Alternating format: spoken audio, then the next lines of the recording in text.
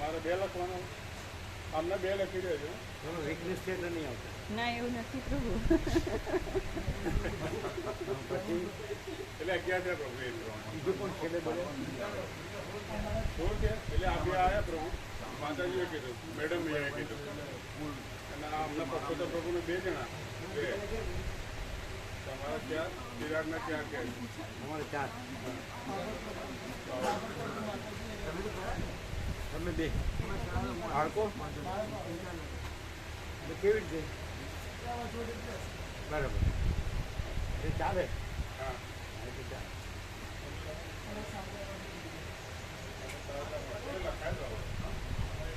હા તો લખી દઉં.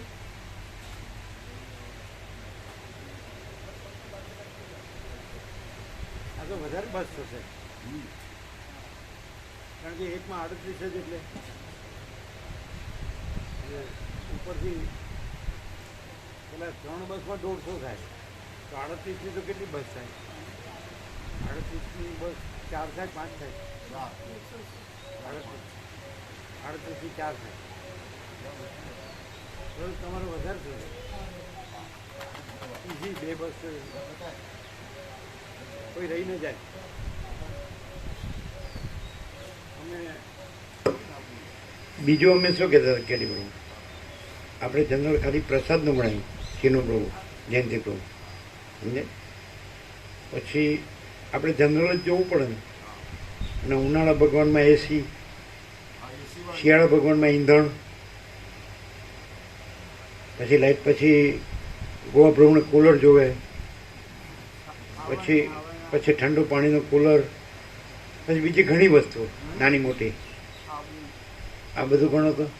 એટલે આપણે ખાલી લાઇટ પાણી જ બોલ્યા હતા પણ આ બધી તમારે લાઇટ ને પંખા ને બધું આવે ને સમજે. પછી ફ્રીજ હોય, એસી હોય, કુલર હોય સમજે.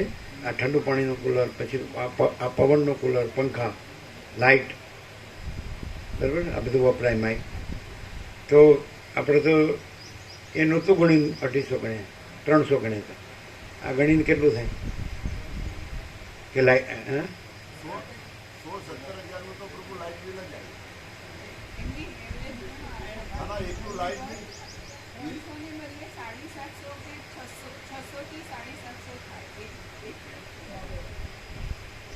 કેવી રીતે?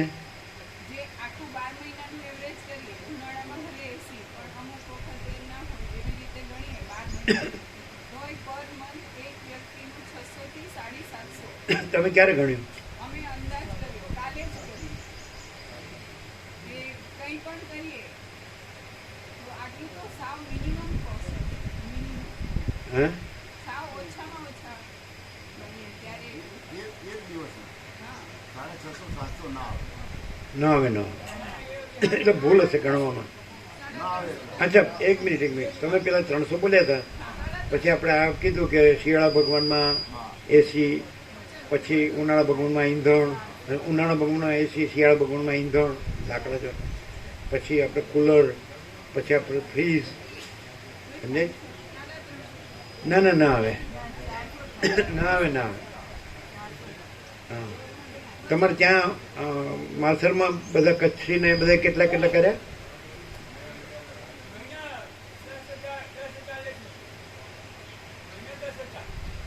મહિને 10,000. 7,000 8,000 કહેતા હતા કે 10,000? ના ના બીજા આશ્રમો છે માલસર, બીજા આશ્રમો છે ને છે એટલે તમે કેટલા 8,000 કહેતા હતા બીજા આશ્રમોના માલસર?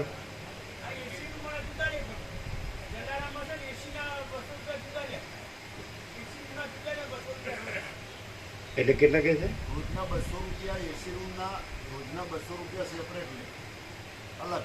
પેલા 200 છે ને એસી વાળો રૂમ હોય ને એના 200 રૂપિયા રોજના અલગ. એ સમજાણું નહીં. ડેઈલીના જેને એસી રૂમ જોઈતો હોય ને એના 200 રૂપિયા ડેઈલીના સેપરેટ અલગ આપવાના. અને આ રહેવા જમવાનું એ અલગ. એ કેટલા?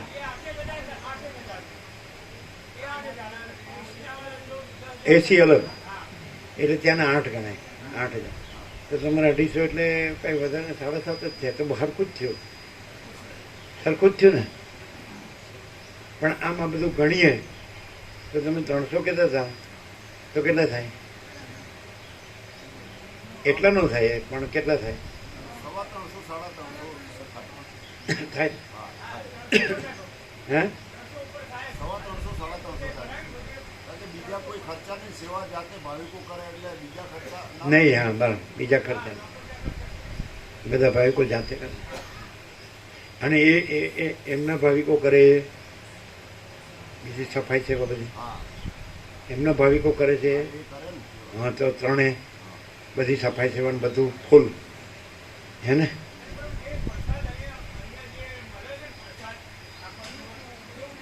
એવું ના મળે એટલે શક્ય જ નથી. કેમ? બધે પ્રસાદ તો સરખો જ હોય ને. ગમે એટલા પૈસા ખર્ચે તો આ પ્રસાદ જે શુદ્ધ ને સાત્વિક મળે એ થોડો ત્યાં મળે. કેમ? બધે એવું જ હોય ને. પોસિબલ જ નથી. જે લોકો વર્તન લાવવા માટે હલકું લાવે અને બનાવે. એવું હોય, લાવે હલકું લાવે. એવું હોય ક્યાં? હા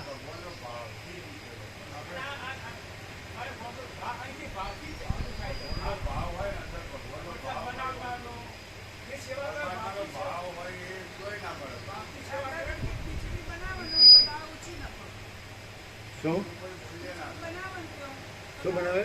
ખીચડી પ્રસાદ બનાવું તો દાળ ઓછી, દાળ. અને ચોખા વધારે. આ લોકો પ્રભુ છે ને શાકભાજી બનાવે ને એ હોટલોવાળા, અમુક હોટલોવાળા તો જે કોઈ ના લઈ જાય છેલ્લે વધે ને ફેંકી દેવાનું હોય ને એ હોટલવાળા લઈ જાય અને એનું બનાવે.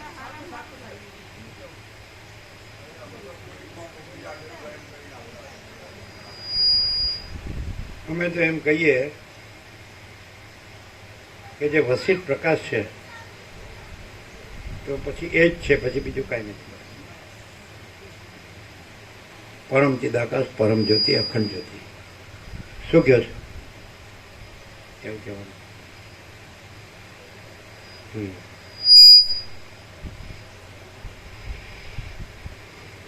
પરમ ચિદાકાશ, પરમ જ્યોતિ, અખંડ જ્યોતિ, અનંત, પૂર્ણ, પરમ ચિદાકાશ, પરમ શાંતિ, स्वयं सिद्ध, स्वयं प्रकाश, स्वयं पूर्ण, स्वस्वरूप, यही सब कुछ है, इसके सिवा कुछ नहीं है. शून्यभास, अनंत कोटि, महाकल्पो है ही नहीं. वशिष्ठ राम वैराग्य प्रकरण રાઉન્ડ 39મો રાઉન્ડ. થોડું સુધારવાનું કહી દઈએ, સુધારવાનું સુશીલ પ્રભુને લગાવ્યું.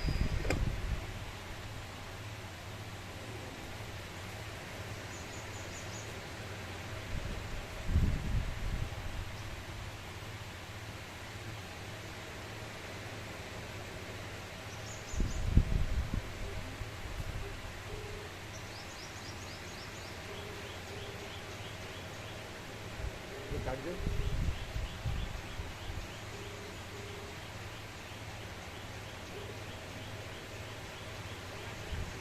ઓમ ઓમ ઓમ. તમે જે મોકલે છે ને ભગવાનના સંતોનું દર્શન,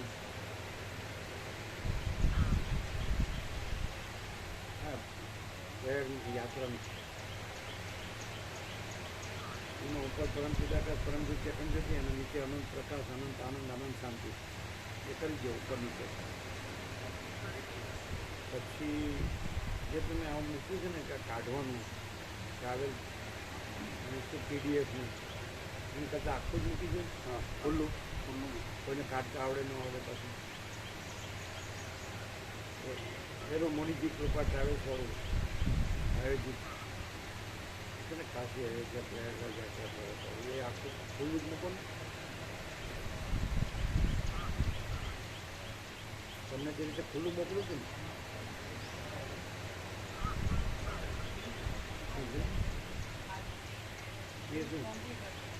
છે કોમ્પ્યુટરમાં ડેટા લેવા માટે હાર્ડી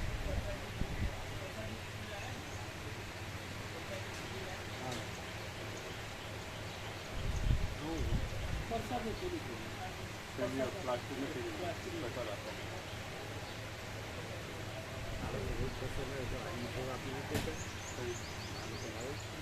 वो आप ही बिस्किट बिस्किट અમે રોજ આપો છો भाभी को लाभ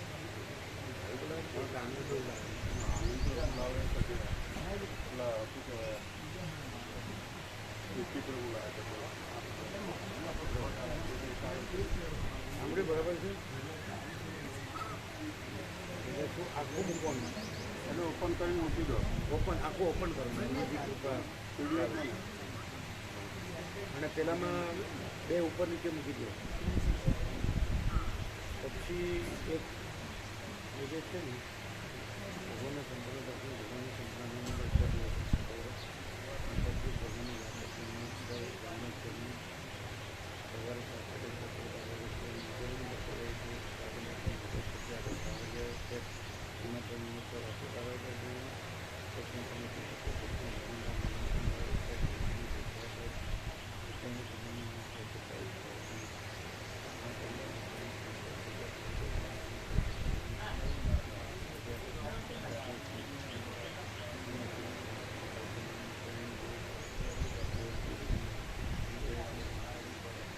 આ સ્વયંભૂમાં ભૂ દીર્ઘો આવે કે રસો આવે સ્વયંભૂ રસોઈ આવે કે દીર્ઘો રસો જોવું પડશે આમાં અમને તો સાચું લાગે એમાં રસો છે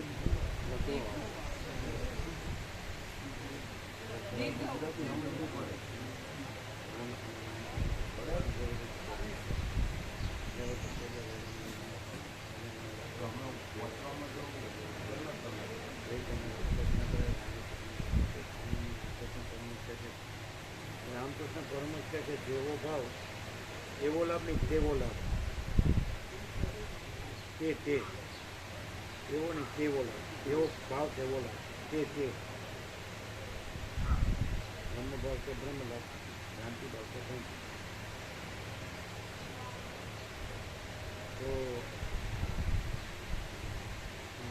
કરી દીધું બધું સ્વયંભૂ દીર્ઘો હા તો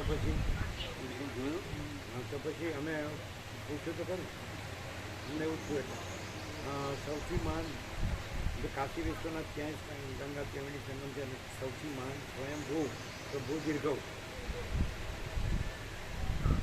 સ્વયંભૂ જ્યોતિર્લિંગ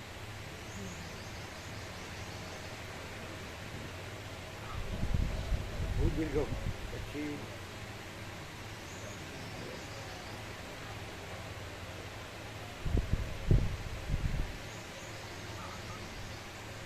મોકલ્યું રાતમાં ટાઈમ જોઈને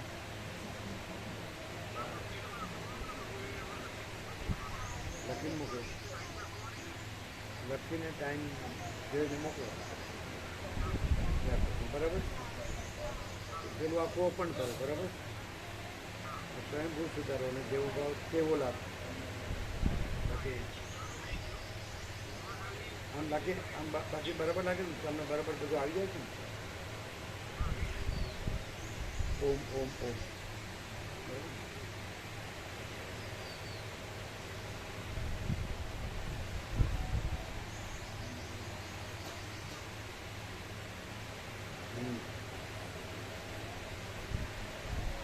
આપણે જે દશરથે મોકલ્યા કે રામ શું કરે છે અને એની શું અવસ્થા છે ત્યાંથી આવતું કારણ કે બધું વૈરાગ્ય સરસ છે સમજે બધા હાઈ પૈસો કરે જ ને એટલે શાંતિથી વાંચો સમજે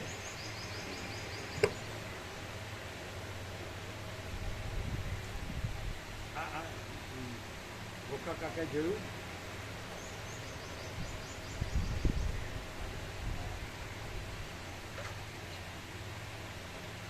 કોઈ રહી ન જાય હે કિરાત પ્રભુ તમારા આખા વર્તુળમાં જે તમારા બધા આવે છે ને 15 ગામ 17 ગામ જે હોય કોઈ રહી નહીં 6 દિવસમાં તો બધા આવ્યા તમારા અશક્તિઓ જ નહીં આવું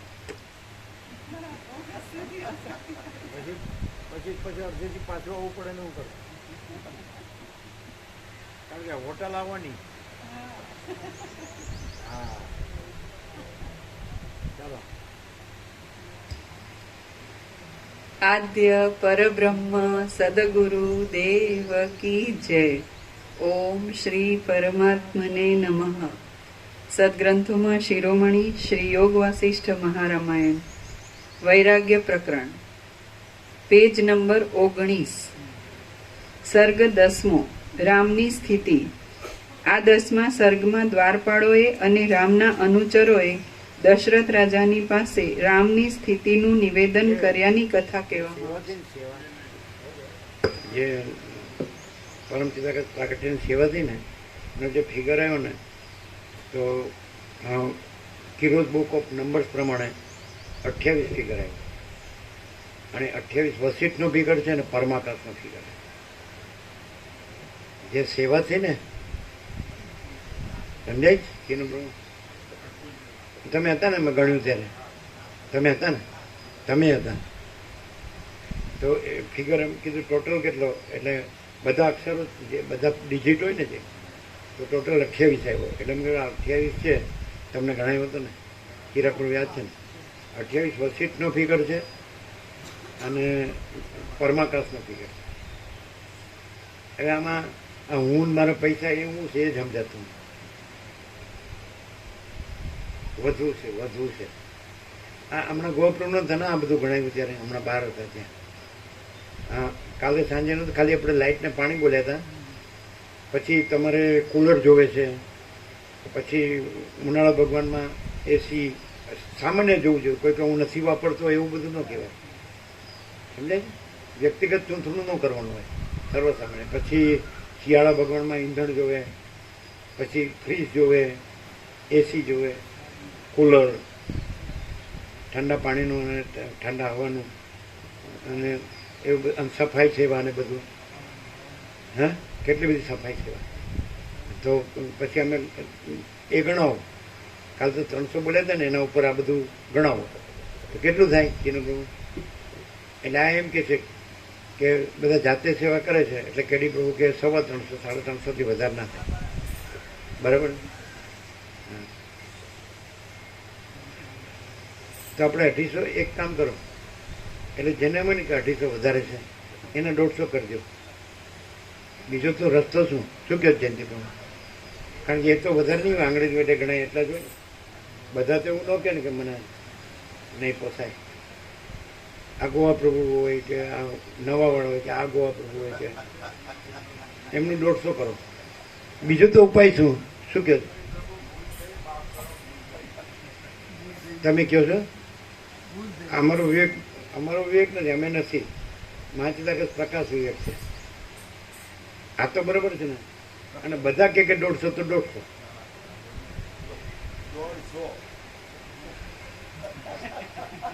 શું કે છે? 150. એટલે શું?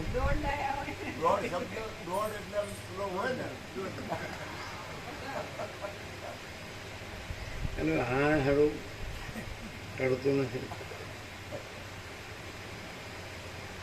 તમારે એમપી વાળાને 150 કરો જ કરવાના હો રાજુભાઈ. એટલે કે અમે વધારે રહીએ જ નહીં. જો અમારું ગજુ ગાલી થાય ને.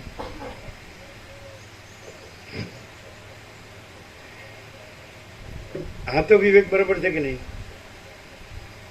જે એમ કે બધી આંગળી વેઢે ગણાય એટલા જ છે ને, તો એમને 150 કરજો. આ ગોવા પ્રભુ ને પેલા ગોવા પ્રભુ ને એ નવાવાળા કે બીજા ગણાતા વસ્તા પ્રભુ કે, તો એમને આપણે 150 કરજો.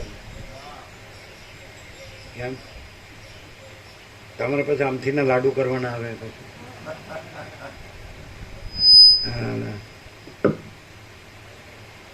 હવે એ ગોવા પ્રભુ છે તો જયેશ પ્રભુ રમકડું લાખોનું લાવ્યા છે.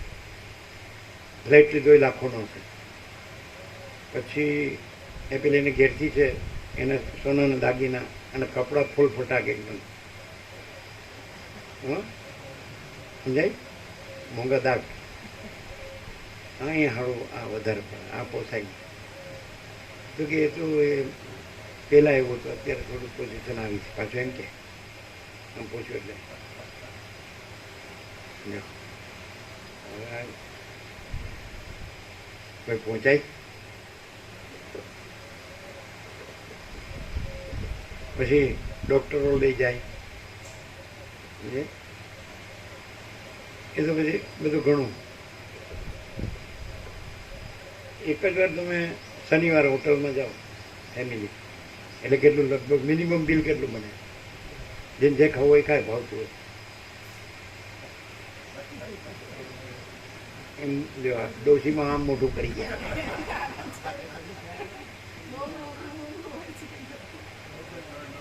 અમે તે દિવસે ઇન્દોરમાં હોટલમાં રહ્યા હતા ને, તો રાત્રે ઇન્દોરમાં અમે જ્યારે ઘરે પાછા વળતા હતા ત્યારે ઇન્દોરમાં હોટલમાં રાત્રે અમે ખંડવાથી ઇન્દોર ગયા હતા ને પાછા વળવા માટે, તો હોટલમાં રાત્રે રોકાવા માટે બુકિંગ કરાવ્યું હતું. પણ પછી જવું પડ્યું હતું હોસ્પિટલમાં, પણ એ જગ્યાએ અમે રાત્રે પ્રસાદ લીધો. તો એમને કીધું ચોખા ચડેલા કરીને આપો, અને દહીં આપ્યું. ભલે એ હોટલ કઈ હતી અમને નથી એટલું બધું, પણ 179 રૂપિયાનું આટલું વાટકી દહીં અને ચોખા જે બાફીને 17 1 ને 7 એટલે પરમ ચિદાકાશ પરમ જ્યોતિ. પછી આપણે ત્યાં આટલો આમ મોટો કટોરો ભરીને દહીં હોય છે, તો એ પરમાત્માનો પ્રસાદ એ જે છે એની સામે આ કઈ ન કહેવાય. આ બધું ફાલતુ વસ્તુ. અને કિંમત એટલી બધી લે, આટલા ભાત ચડાવીને અલગથી લાવ્યા તો 279 રૂપિયા. અરે પેલો નર્મદા પરિક્રમામાં પાણી જેવી છાસ એક ગ્લાસ આપતો નતો.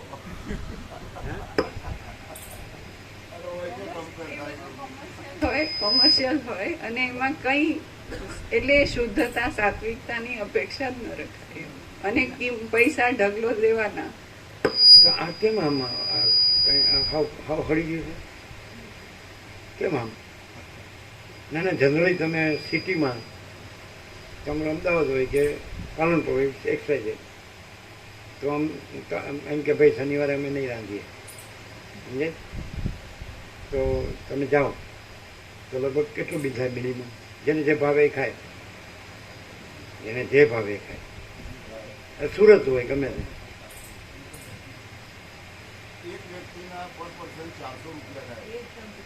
ના ના, આખું બિલ એક ટાઈમના એક જણના 1600 રૂપિયા. કેટલા? 1600 રૂપિયા 4 જણ. એક જ ટાઈમના 4 જણના 1600 રૂપિયા. એમ. તમે કઈ બોલતા હતા પાછળ? કેટલા થાય? હા, પાછળ વાળા કેટલા? 400 ના હિસાબ. 400 એક ટાઈમના. એક જણના હા, તમને અનુભવ છે ને, સાચું બોલો, કેટલા થાય? હા,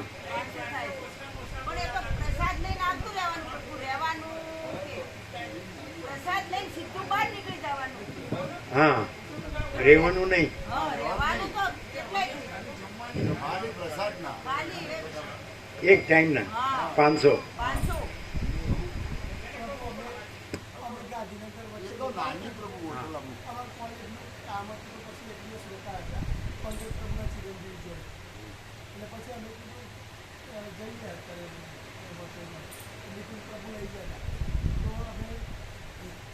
પંજાબી શાક મંગાવ્યું હતું, પછી પેલી તંદૂરી રોટી આવે, 2 રોટી મંગાવી, 2 છાશ મંગાવી અને ભાત મંગાવ્યું પુલાવ. તો 1695 રૂપિયા થાય. 2 જણના? હા, 2 જણના. ખાલી એક શાક હતું, 2 મોટી રોટી, 2 છાશ હતી અને પુલાવ હતા, ભાત વગાડ્યા.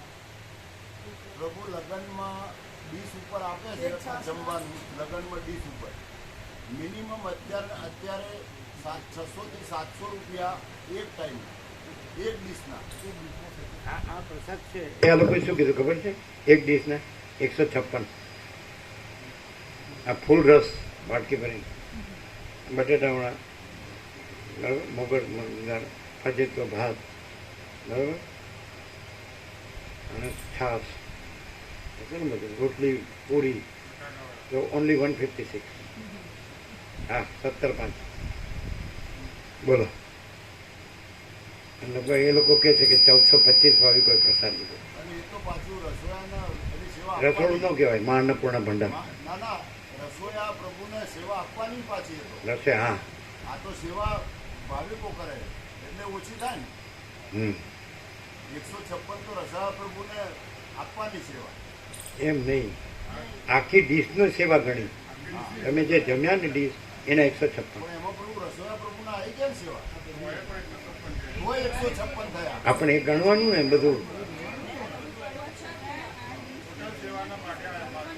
ટોટલ જ ગણવા પડે ને.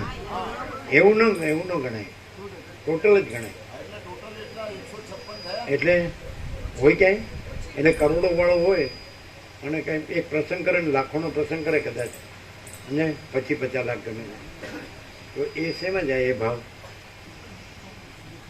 ભાવ શેમાં જાય? આમાં જાય, ભગવાનમાં જાય. ભગવાન બધું રહ્યા છે એમાં જાય, કે જેટલા ભોગ એટલા રોગ એમાં જાય. સમજાય કે નહીં? 50 લાખનો કોઈ પ્રસંગ કરે તો એ શેમાં જાય? આગે છે તે એક ડીશના 600-700 થાય. હા 600-700 તો મિનિમમ 2500 સુધી. પણ એ નહીં, એમાં આવો ભાવ નહીં, પણ આવો એમ નહીં. એ ભાવો કેવા હોય તમે જોજો, સાંભળો કેડીબ્રો, એ ચંચળતા ભ્રાંતિના ભાવો હોય, અને આ પરમ આનંદ પરમ શાંતિના ભાવો હોય. એમ કે મહાચિદાકાશ પરમ આનંદ પરમ શાંતિ, આખા આસમાન જમીનનો ફેર છે. નહીં ખ્યાલ? એક સૂર્યનારાયણ ભગવાનનો પ્રકાશ અને એક રાત્રિનો અંધકાર, એવું નહીં? ખબર પડે એવું છે પણ હાલા મગજ બગડી ગયું છે તંત્ર. આ ક્યાંય ન મળે. અને અમે તો કહી છે કે તમારે અહીંથી હટવાનું નહીં, તમારી ખોટી કોડી નહીં લેવાની. તમે એમ કહો મારે અહીં જ મરવાનું, એટલે મરવાનું રહ્યું જ નહીં. વસિક પ્રકાશમાં તો અજરામર અખંડ આવી નાખ્યું, અને તારી ખોટી કોડી લેવાની નહીં. તો ના જવું પડે. અને જોવે શું એ જ ખબર પડતી. એ શોપેનહોરે કીધું એવું છે, જર્મન ફિલોસોફર, નોબેલ પ્રાઇઝ મળ્યો, કે માણસ ઈચ્છે તે પ્રાપ્ત કરી શકે છે, પણ તેને શું ઈચ્છવું જોઈએ એ જ તેને ખબર નથી.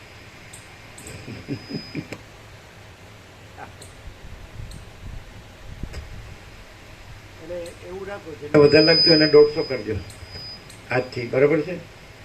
ખીનું હાથ જોડા કે મારે 150.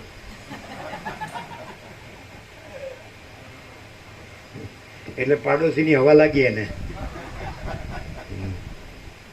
સંગ એવો રંગ.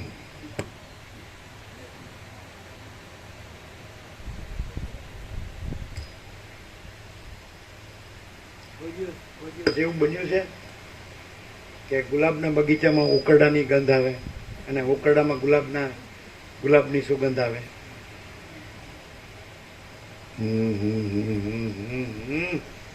રામકૃષ્ણ પરમહંસ કહે છે ને કે મૂળો ખાધો એટલે મૂળાનો જોડ કરાવે, અને ડુંગળી ખાધો એટલે મોઢામાં ડુંગળીની જ વાત આવે. આમ ચાલો એક વસ્તુ તો તમે જુઓ, ચલો પ્રેક્ટિકલી સાયન્ટિફિકલી, કદાચ તમે વિજ્ઞાન ભણ્યા હોય કે ન ભણ્યા હોય, પણ એવી ખબર ખરી કે સૂર્યનારાયણ ભગવાન આખા જગતનો આત્મા છે. એટલે જે બધું જે લાઈફ છે આખી, બધું અખિલ સચરાચર, જળ ચેતન સ્થાવર જંગમ ચરાચરણોનો આખી પૃથ્વી, તો એ પૃથ્વી આખા સૂર્યનારાયણ ભગવાનમાંથી નીકળી. આમ તો 9 ગ્રહ પૂરા બધાનું ધારણ પોષણ બંધારણ ગતિવિધિ હોલ એન્ડ સોલ ઓડીનો એ સૂર્યનારાયણ ભગવાનમાં તમને સૂર્યનારાયણ ભગવાન બીજું કાંઈ દેખાતું હોય તો અમે માગો આપી દઈએ. અને એની અંદર એના પ્રકાશમાંથી જ્યાં એપિયરન્સ થયું છે 9 ગ્રહ પૂરા કે બધું બંધારણ ધારણ પોષણ ગતિવિધિ, આ પૃથ્વી ને એમાં બધું સમજાય, જે કંઈ પદાર્થ વ્યવહાર જે કંઈ સમજાય કે નહીં? તો આ એમાં હોય તો બતાવો. આ બધું એનાથી પ્રકાશે છે, પણ આમાંનું કાંઈ એમાં હોય તો બતાવો, અને એમાં પોતા વિના બીજું કાંઈ હોય તો બતાવો. એવી રીતે પરમાત્મા સૂર્ય છે, ચિદાકાશ સૂર્ય છે, કે બધું એનાથી ભાસે છે. પણ એ કેવું સ્વપ્ન જેવું ને મૃગતૃષ્ણના જળ જેવું, કારણ કે નથી, એ વસ્તુ જ નથી. કેવી રીતે? જેનાથી પ્રકાશે છે, ભાસે છે, એમાં નથી તો એ પોતે તો હોય જ ક્યાંથી? આવું કોમન સેન્સ હોય ને, આવું નાનું છોકરું સમજી શકે. સમજાય? આમાં કઈ ભણવાની જરૂર નહીં, કોઈ સ્કૂલમાં જવાની જરૂર નથી. શું કહો છો? ખબર પડે? સૂર્ય છે તો એની જે તમે ઉર્જા કહેતા હોય, એનર્જી કહેતા હોય, એનો પાવર, લાઇટ પાવર કહેતા હોય કે હીટ પાવર કહેતા હોય કે, તો એનો પ્રક્ષેપ છે, પ્રોજેક્શન છે, એપિયરન્સ છે આ વર્લ્ડ. પણ એમાં નથી એટલે એને ઇલ્યુઝન જ કહેવું પડે અથવા એપિયરન્સ કહેવું પડે કે આ એક ભ્રમ છે અથવા એક આભાસ છે. હવે આપણે જેનાથી આ ભાસે છે મૂળ તત્વ એને ન ગણીએ, અને જે એમાં આ કાંઈ નથી ને આ પોતે કાંઈ નથી, તો એમાં મંડ્યા રહીએ, દોડ્યા કરીએ કે આ કાંઈક છે અને આમાં કાંઈક છે. તો આપણે સાચું શું ઓળખ્યું? આપણે કેવું સાચું તત્વ શું ઓળખ્યું? અમે તો એમ કહીએ કે તમે છેક એટલે સુધી ન જાઓ અનંત ચૈતન્ય પ્રકાશ, એમ સ્વયં મા ચિદાકાશ આખો એકલો પ્રકાશ છે તો આખો અનંત એક જ મા ચૈતન્ય પ્રકાશ, ત્યાં સુધી એકલા સૂર્યનારાયણ ભગવાન સુધી જાઓ ને તોય બહુ થઈ ગયું. એમાં કોઈ ગુરુ શિષ્ય છે, એમાં કોઈ ઈશ્વર જીવ છે, એમાં કોઈ જીવ જગત દ્રષ્ટાદર્શ છે, એમાં કોઈ નામરૂપ સૃષ્ટિ સ્થિતિ પ્રલય છે. સૂર્ય એટલે સૂર્ય, શોર્ટકટનું સોનું. ખાલી માણસ સૂર્યનારાયણ ભગવાન એમ કે ને, અને જો એને આ સાંભળ્યું હોય ને વસિત પ્રકાશથી, તો એને હું ન દેખાવું જોઈએ, જગત એ ન દેખાવું જોઈએ, હું કાંઈ ન દેખ. કારણ કે જે સૂર્યનારાયણ ભગવાનથી જે ભાષે છે, અને સૂર્યનારાયણ ભગવાનમાં કાંઈ નતું, એ પોતે તો કાંઈ હોય જ ક્યાંથી? પોતાથી તો છે નહીં. એ ક્યાં પોતાથી છે? આ હું ક્યાં પોતાથી છે? સૂર્યનારાયણ ભગવાનથી. પણ સૂર્યનારાયણ ભગવાન નથી ને હું જ છું. અરે કેટલું વિનાશક કાળે વિપરીત બુદ્ધિ. એમાં પછી હું મારા ડોલર ને મારા ભોગો, એમાંય પાછું અવળું, પાછું અવળામાં એવું. એક તો હું નથી એ હું છું, અને મારું નથી એ મારું છે. તો સૂર્યનારાયણ ભગવાન તો હતા જ, તો જન્મેલો હતો તો સૂર્યનારાયણ ભગવાન હતા, પછી મરી ગયો તો સૂર્યનારાયણ ભગવાન છે. તો અત્યારે આ નથી ને સૂર્યનારાયણ ભગવાન છે. તો એવી રીતે પછી એમાંથી આગળ જાઓ કે સૂર્યનારાયણ ભગવાન કોણ પ્રકાશે? તો એ પરમાત્મા સૂર્ય છે. તો બધાનું સાચું અને સંપૂર્ણ શુદ્ધ અને સંપૂર્ણ ભ્રાંતિ રહી જે શુદ્ધ સ્વરૂપ છે એ પરમાત્મા સૂર્ય છે. અહીંયા હું છે અથવા જગત છે, બધું આકાશથી પૃથ્વી છે, તો પરમાત્મા સૂર્યથી આ બધું ભાસે છે. બરાબર છે કે નહીં? તો બધો ભાસ છે એ ભ્રમ છે, એપિયરન્સ, ઇલ્યુઝન, એટલે નથી. અને એ તો સર્વત્ર છે અને સદા છે, સ્વયં સર્વત્ર સદા.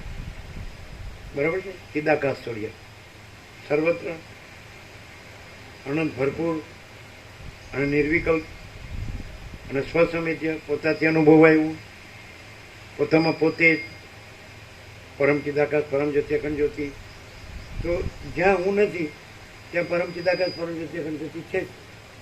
જ્યાં આ આખો આભાસ અસ્તિત્વ છે અનંત સંપૂર્ણ, એનો કોઈ પણ કણ એ કણ પણ હું નથી, અને પરમ ચિદાકાશ પરમ જ્યોતિ અખંડ જ્યોતિ છે. જેમ વસિત રામને કે જાળીમાંથી સૂર્યના કિરણો આવે તો પ્રકાશના કણો ત્રસેણું દેખાય, પણ પ્રકાશ અખંડ છે.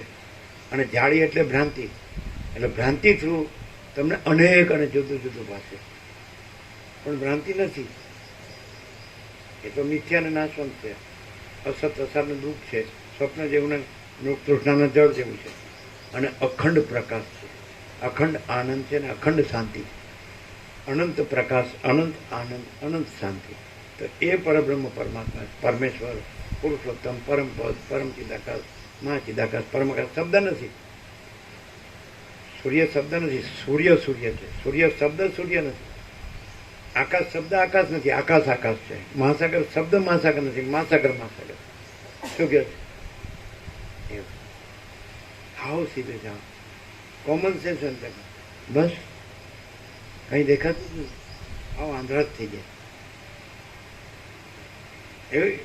એ બીજું, જેમ વસિત રામને કે જેમ આકાશમાં કાળું ટપકું કલંક કદી સંભવે નહીં, એમ ચિદાકાશમાં અહમરૂપી કાળું ટપકું કલંક કદી સંભવે નહીં. આકાશમાં કાળું ટપકું કલંક કદી સંભવે નહીં. એમ ચિદાકાશમાં અહમ રૂપી કાળું ટપકું કલંક કદી સંભવે નહીં. એટલી ખબર ન પડે કે આ પરિચ્છિન્ન છે અને અપરિચ્છિન્ન પરમાકાશ પરમ ચિદાકાશ. જે મૂળ તત્વ છે તો અપરિચ્છિન્ન છે. અપરિચ્છિન્ન એટલે અખંડ, અભેદ. અને આ દેશકાળ મર્યાદિત છે. એ તો દેશ કાલાતીત છે. દેશ કાલાતીત, એનાથી પર અને એનાથી રહિત. એમાં આમાં જાગ્રત સ્વપ્ન સુસુપ્તિ નથી.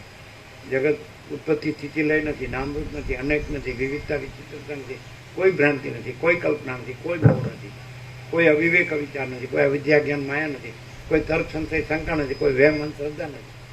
અને સ્વયં માચિદાકાશ આખો એટલો પ્રકાશે છે. હાવ ખબર પડે. હવે અહીંયા હું નથી તો સ્વયં માચિદાકાશ આખો એટલો પ્રકાશે છે. તો હુંનો જે નથી એનો હું ઘરે લૂંટાઈ ગયો.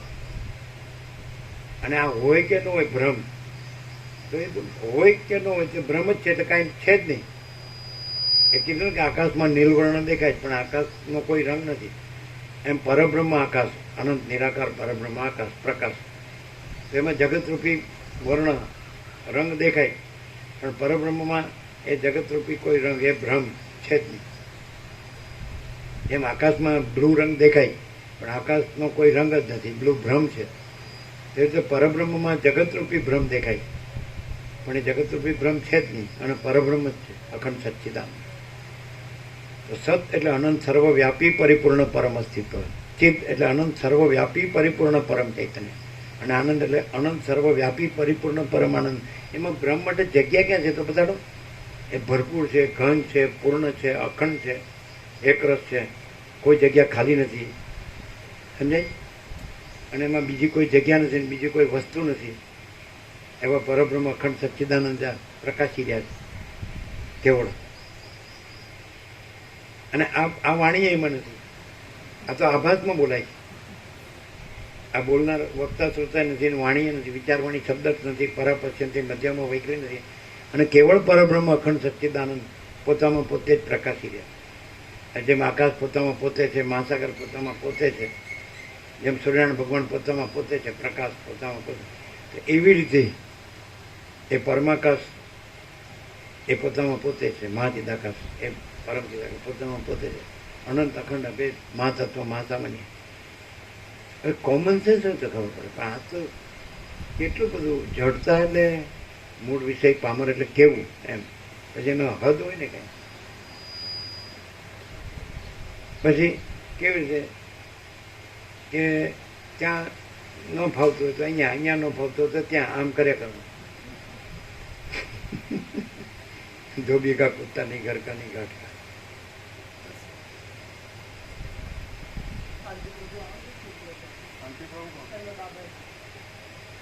કોણ?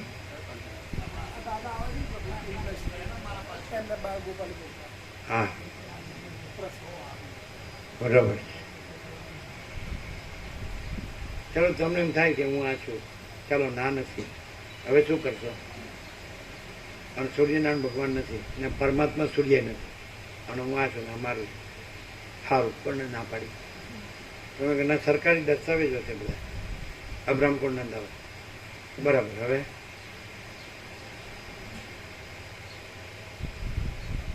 તમારા જે અંદર આત્માની સાચી શાંતિ છે,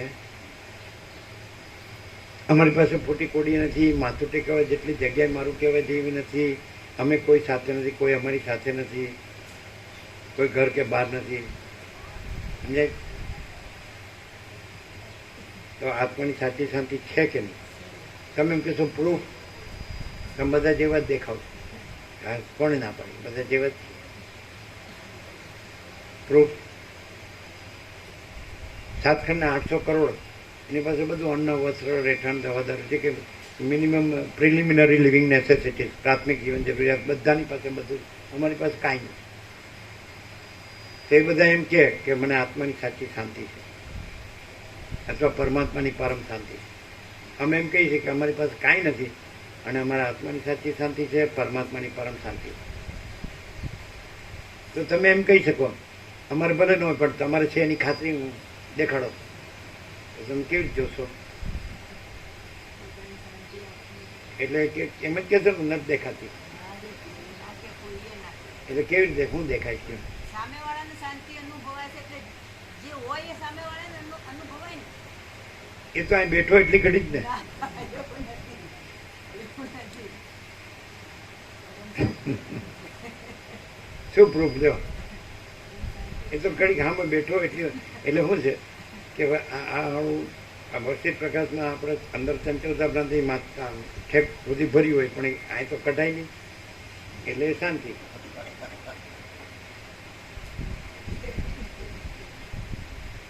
અહીં પોત તો પ્રકાશાય નહીં, પોત નો પ્રકાશીએ એ શાંતિ એટલી.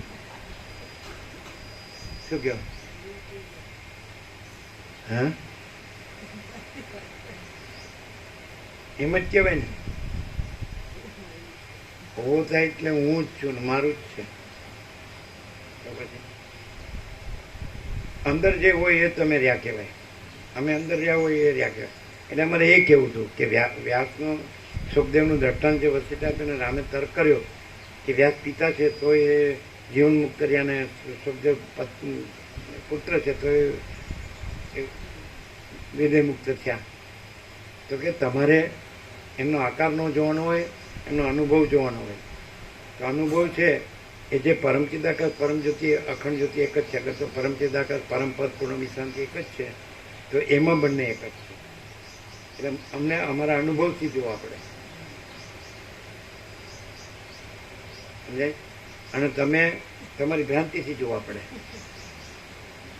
પછી કે અહીંયા અમને શાંતિ થઈ એ ન ગણાય. જો આખી શાંતિ હોય તો આખી શાંતિ થાય તો જ ખરું, પણ ત્યાં આખી શાંતિ ન થતી હોય તો એનું કારણ અહીંની આખી શાંતિમાં નથી, એનું કારણ તમારી આખી ભ્રાંતિમાં. શું કહે? એવું ભેળસેળ ન કરાય. અમારું ને તમારું, અમે જે રહ્યા હોય તમે ન રહ્યા હોય, તમે જે રહ્યા હોય અમે ન રહ્યા હોય, અમે જે કર્યું હોય તમે ન કર્યું હોય, તમે કર્યું હોય અમે ન કર્યું હોય. પછી તમારે આખી શાંતિ હોય તમારે આખી શાંતિ કેમ નથી થતી? તો અમે એમ કહીએ કે તમે આખી ભ્રાંતિ રહિત કેમ નથી રહેતા? તો આખી શાંતિ તો છે જ, એ લાવવાની નથી, અમારી નથી. એ કાંઈ કોઈની મોનોપોલી કે એજન્સી નથી. એ તો પરમાત્મા એ આખી શાંતિ છે જ, એ લાવવાની નથી, છે જ. શું કહો? આવું ક્લિયર નથી? હા,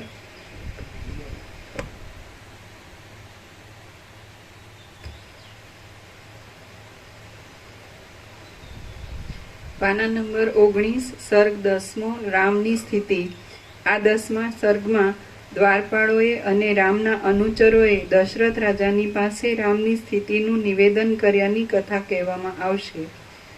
વાલ્મીકી બોલ્યા, વસિષ્ઠે એ પ્રમાણે કહ્યું એટલે દશરથ રાજા મનમાં હર્ષ પામ્યા અને તેમણે લક્ષ્મણની સાથે પુત્ર રામને બોલાવવા સારું આજ્ઞા કરી. દશરથ બોલ્યા, ઓ દ્વારપાલ, વિશ્વામિત્ર મુનિનું ધર્મ સંબંધી કાર્ય નિર્વિઘ્ને સંપાદન કરવા માટે તું વીર અને સત્ય પરાક્રમ વાળા રામને લક્ષ્મણ સહિત અહીં તરત બોલાવી લાવ. અમારો અનુભવ દેખાશે કે અમારે અંદર આત્માની સાચી શાંતિ છે. અમે નીકળ્યા તો કાંઈ આત્મ સાક્ષાત્કાર ભગવાન લાભ કરવા નહોતા નીકળ્યા. અમે તો મહાત્માને કીધું કે આત્મા की सच्ची शांति के लिए क्या करना चाहिए. અમે અનેક વાર કીધું. તો અમારા આ વસિષ્ઠ પ્રકાશથી આત્માની સાચી શાંતિ છે અને પરમાત્માની પરમ શાંતિ છે. તો એ અમારો અનુભવથી અમે રહ્યા છીએ. તો તમને અમારો અનુભવ કેવી રીતે અનુભવાય, દેખાય? તમે એમ કહો અમને શાંતિ અહીં થાય છે એ ન ગણાય. એ તો તમે અહીં તમારો હળવળીઓ છે એને દબાવી રાખવો પડે એટલે તમે બેઠા હોય એવી રીતે, એટલે એ શાંતિ ન કહેવાય. એ પ્રૂફ નથી. અને પણ સંપૂર્ણ ભ્રાંતિ રહિત રહીએ એટલે અમારામાં પણ એ અનુભવ પ્રકાશ છે. એ પ્રશ્ન નહોતો. ના, અમારામાં આત્માની સાચી શાંતિ છે, પરમાત્માની પરમ શાંતિ છે. તો એ તમે કઈ રીતે જોઈ શકો? તમે તો ભ્રાંતિ દ્રષ્ટિવાળા છો, તો એ તો દેખાય નહીં ખરેખર. તો અનુમાન કરો એટલે તો તમે એમ કહો કે આ અખંડ આ વસિષ્ઠ પ્રકાશથી અખંડ પૂર્ણ તત્વબોધમાં જ રહ્યા છે અખંડ, એટલે પછી એમાં તો બીજું કાંઈ છે નહીં. એ રીતે તમે કહી શકો ઇનડાયરેક્ટલી. બીજું શું? ગમે તેવી ભ્રાંતિવાળા હોય ને તો પણ આ દર્શન કરે ને એટલે એને અનુભવ સ્વરૂપનો, પોતાનો સ્વરૂપનો થાય, સ્વરૂપ સ્વયંનો થાય. અને અનંત પ્રકાશ, એવું અનંત અમને આનંદ, લાગતું. એને એમ જ થાય સામેવાળાને હમણાં માર પડશે આપણે ના એવું નહીં, એવું ના થાય. એવું જ થાય. એની અને અંદર માફ કરો એવું થાય. જે જોનાર છે એ ભ્રાંતિ વાળો છે, પોતાને ભ્રાંતિથી દેહાધ્યાસ વાળો છે, જગત સાચું માને છે, એમાં વાસના હોય એટલે કંઈ ને કંઈ એમાં સળવળીઓ હોય, એને સંકલ્પ વિકલ્પો હોય, એવો હોય તોય એને એમ દેખાય કે જે મારામાં છે એ અહીંયા નથી. અને એટલું જ નહીં, પ્રકાશની, આનંદની, શાંતિની જે પરિચ્છિન્નતા કે કોઈ સાપેક્ષતા એવું નથી. આખો અનંત ચૈતન્ય પ્રકાશ સ્વયં પ્રકાશે છે અને એમાં એ આકારની ભ્રાંતિ ક્યાંય નથી એવું પણ એને અનુભવમાં આવે. કેમ કે અનુભવ આખો અખંડ છે અને જ્યાં ભ્રાંતિવાળો હું છે ત્યાંય એ અનુભવ પોતે સંવેદ્ય છે એટલે અનુભવાય. ભ્રાંતિવાળો ભ્રાંતિ લઈને જોવે તો એમ દેખાય કે ભ્રાંતિ નથી, મારામાં જે છે એવો કોઈ કચરો અહીંયા નથી અને શુદ્ધ સ્વરૂપ. અને એ સ્વરૂપ ક્યારેય બદલાતું નથી. ગમે તે ભ્રાંતિના દ્રશ્યો ગમે તે બદલાયા, પણ સ્વરૂપ કદી સ્વરૂપમાંથી જુદું બીજું થયું નથી એવું બધાને અનુભવ થાય. એ તો એવું અનુભવાય કે આમ વર્ષોથી અમે જોઈએ તો એવા ને એવા રહ્યા, ક્યાંય સુધર્યા નથી. દ્રષ્ટિવાળાને પ્રભુ જોવું હોય ને, દ્રષ્ટિવાળા હા, દ્રષ્ટિવાળાને જો જોવું હોય ને અહીંયા કે પરમ શાંતિ છે, તો એક સીધું ચોખ્ખું અનુભવાય છે કે આખા જગતના જે લોકો ભૌતિકમાં સુખ શાંતિ શોધે છે અને જેમાં માને છે ભૌતિકમાં સુખ શાંતિ, એમાંનું અહીંયા કશું જ નથી. છતાંય સ્વયં પ્રકાશ પ્રકાશીલો છે ને પરમ શાંતિ જ અનુભવાય છે. એ એક એનું પ્રૂફ છે.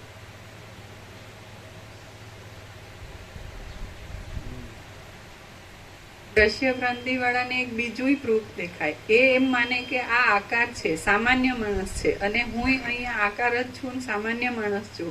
પણ આ આકારની અંદર હું આ અને આખું જગત, અને એમાં કંઈક છે, કંઈક થાય છે ને કંઈક કરવાથી કંઈક ફળ મળે છે એવી ભ્રાંતિઓ હોય. જ્યારે આ આકાર એની પાસેથી આવે છે શું? કોઈ પણ વચનામૃત, કોઈ પણ વિવેક, કોઈ પણ વર્તન, વ્યવહાર કંઈ પણ છે તો પરમાત્માની પરમ શાંતિ સિવાય બીજું નથી. ફલશ્રુતિ જુએ. ધારો કે કોઈને એમ લાગે કે પ્રભુએ મને વિવેક કર્યો અને મારો ઈગો હર્ટ થયો, તો મને પ્રભુએ આવું કેમ કીધું, તો એને પોતે જાણે તો એને ખબર પડે કે મેં જે તર્ક કર્યો કે અવિદ્યા કે એનાથી વર્તન કર્યું તો એ બિલકુલ પ્રકાશની વિરુદ્ધનું છે. અને આ પ્રકાશ છે, ક્લેરિટી કરે છે કે તું આ નથી, તું ભ્રાંતિ નથી, પણ શુદ્ધ સ્વરૂપ સર્વત્ર સદા હાજરા હજુર છે, એ સત્ય છે. એટલે આ વસ્તુ ત્યાંથી આવે છે. તો કંઈ પણ માણસ ભ્રાંતિથી જોવે, વિચાર, વાણી, વર્તન, વ્યવહાર, એને જોવે કે આ સામાન્ય માણસ પાસે આવું છે, તોય એમાંનું કોઈ પણ વસ્તુ છે તો એમાં પરમાત્માનો પ્રકાશ, આનંદ ને શાંતિ જ હોય છે. એટલે ખબર પડે.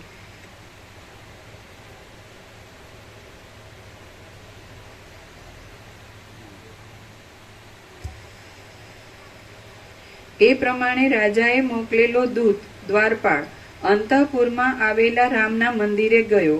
તુરત રામના અનુચરોની સાથે તે પાછો આવ્યો અને રાજાને આ પ્રમાણે કહેવા લાગ્યો, હે દેવ, હે પોતાના 2 હાથથી સઘળા શત્રુઓને મસળી નાખનારા, બીડાયેલા કમળમાં બેઠેલા ભ્રમરની પેઠે રામ તો પોતાના આવાસમાં અત્યંત ઉદાસ થઈને બેઠા છે.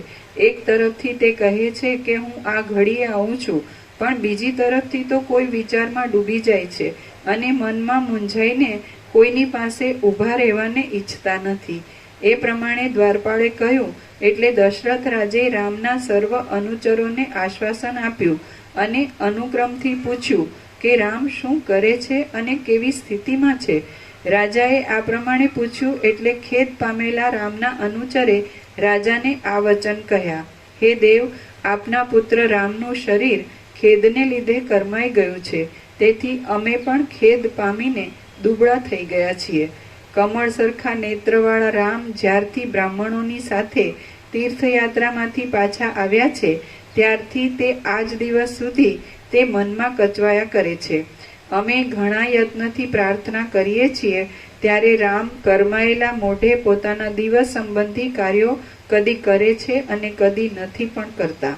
સ્નાન, દેવપૂજન, દાન અને ભોજન આદિ ક્રિયાઓને વિશે એ રામ તો કચવાતે મને વર્તે છે અને અમે વિનવીએ છીએ તો પણ પૂરું જમતા નથી.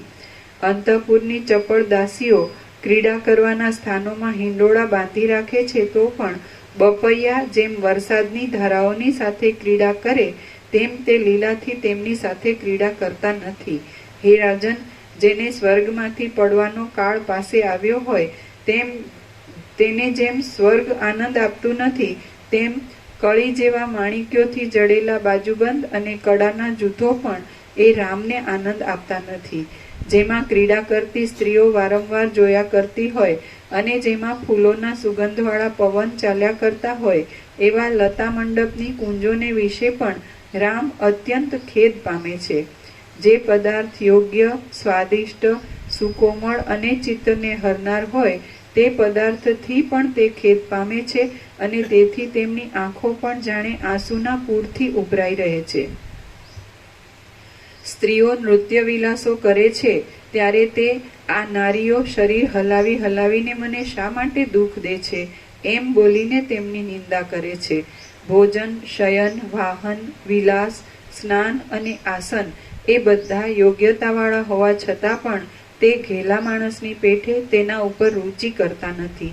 સંપત્તિ હોય તો પણ શું, વિપત્તિ હોય તો પણ શું, ઘરમાં શો સાર છે, મનોરથ કરવાથી શું વળે, એ તો સઘળું મિથ્યા છે એમ બોલીને તે ગુપચૂપ એકલા બેસી રહે છે. વિનોદમાં એ આનંદ લેતા નથી, ભોગમાં આસક્ત થતા નથી અને કામમાં ચિત્ત પરોતા નથી, માત્ર ચૂપ થઈને જ બેસી રહે છે. હરિણીઓ જેમ વનમાં ઝાડને આનંદ આપી શકતી નથી તેમ ફરફરતી કેશ લટોવાળી અને ફરકતી વિલાસવાળી આંખોવાળી સુંદરીઓ પણ એમને આનંદ આપી શકતી નથી.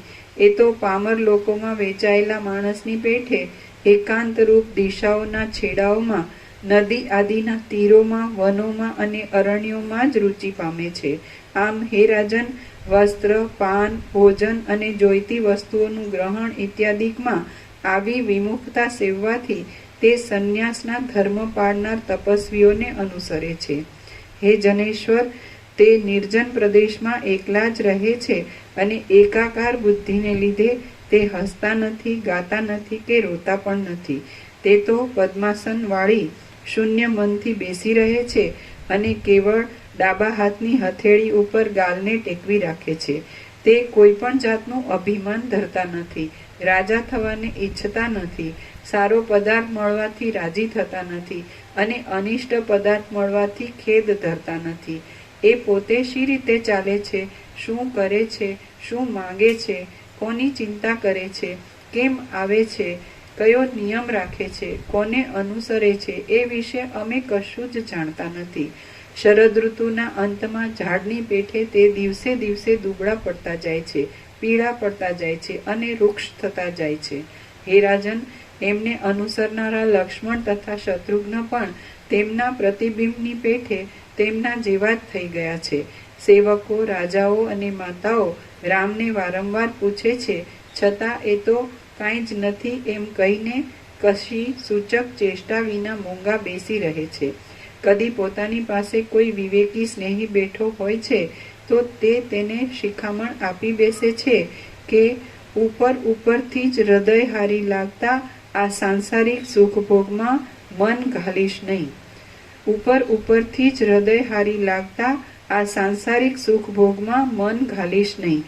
અનેક પ્રકારના વૈભવોથી રમણીય લાગતી સ્ત્રીઓ પોતાની સામે સભામાં બેઠી હોય તો પણ તે તેમને વિશે કંઈ પ્રીતિ કરતા નથી અને જાણે તેમનો વિનાશ જ સમીપમાં દેખતા હોય એમ વર્તે છે. અનાયાસે મળે એવા પદને નહીં મેળવતા મેં બહારની પ્રવૃત્તિઓ કરીને આટલા વર્ષોને પાણીમાં નાખ્યા એમ વારંવાર તે મધુર ધ્વનિથી ગાયા કરે છે. કોઈ પોતાની પાસે રહેનાર સેવક તેમને ચક્રવર્તી થાઓ અને રાજસૂય યજ્ઞ કરજો એમ કહે છે તો પોતાનું મન તે વિષયમાં નહીં હોવાને લીધે તે મૂંગા બેસી રહે છે અને કહેનાર જાણે બકબક કરતો ઘેલો માણસ હોય તેમ તેને હસી કાઢે છે.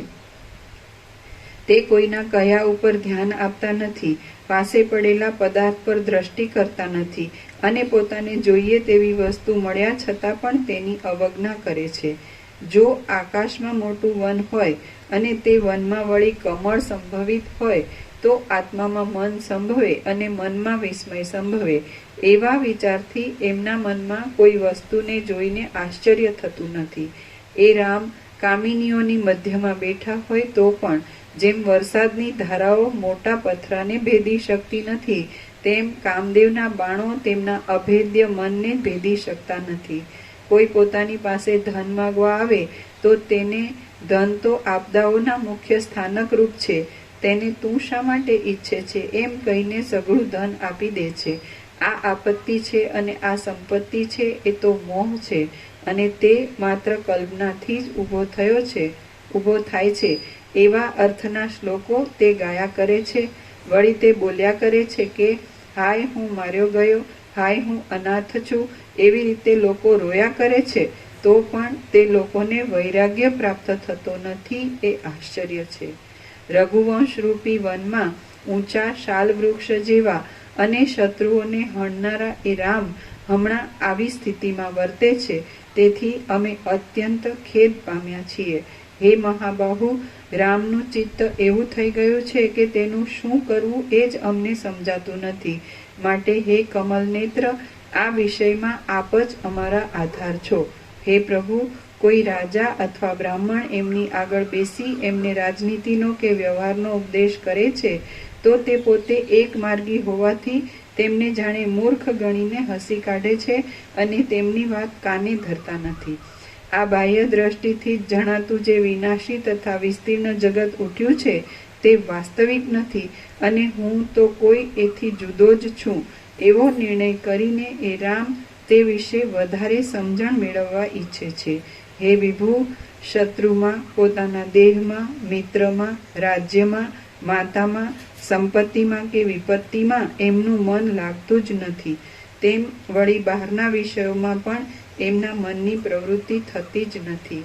એમને સ્વાધીન વિષયો ઉપર રુચિ નથી, પરાધીન વિષયોની આશા નથી, કોઈ વસ્તુની ઈચ્છા નથી અને છતાં એમના મનને વિશ્રાંતિ મળતી નથી.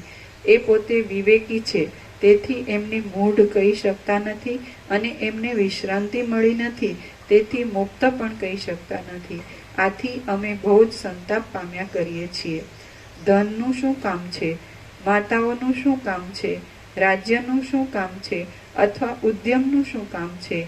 એમ મનમાં નિશ્ચય કરીને તે જાણે મરવાની જ વાટ જોતા હોય એમ દેખાય છે. વરસાદ રોકાઈ જવાથી જેમ બપૈયો ઉદ્વેગ પામે તેમ રામ ભોગ, આયુષ્ય, રાજ્ય, મિત્ર, પિતા અને માતા વિશે અત્યંત ઉદ્વેગ પામ્યા કરે છે. આ પ્રમાણે આપના પુત્ર ઉપર ઘણી શાખાઓના વિસ્તારવાળી વિપત્તિ આવી પડી છે.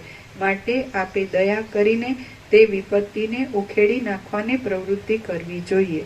હે પ્રભુ, રામનો આવો સ્વભાવ થઈ જવાને લીધે સઘળા વૈભવોવાળી આ વિસ્તીર્ણ સંસારરૂપી ઝાડ તેમને ઝેર જેવી પ્રતિકૂળ લાગે છે. તાજ છે શ્રીરામના અનુચરોએ શ્રીરામની જે અવસ્થાનું વર્ણન કર્યું છે તેવી અવસ્થા પ્રાપ્ત થયા વિના અર્થાત હૃદયમાં વિષય વૈરાગ્ય પ્રગટ્યા વિના સત્શાસ્ત્રનું શ્રવણ, તત્વ સાક્ષાત્કાર કરવામાં સમર્થ થતું નથી. હે પ્રભુ, રામનો આવો સ્વભાવ થઈ જવાને લીધે સઘળા વૈભવોવાળી આ વિસ્તીર્ણ સંસારરૂપી ઝાડ તેમને ઝેર જેવી પ્રતિકૂળ લાગે છે.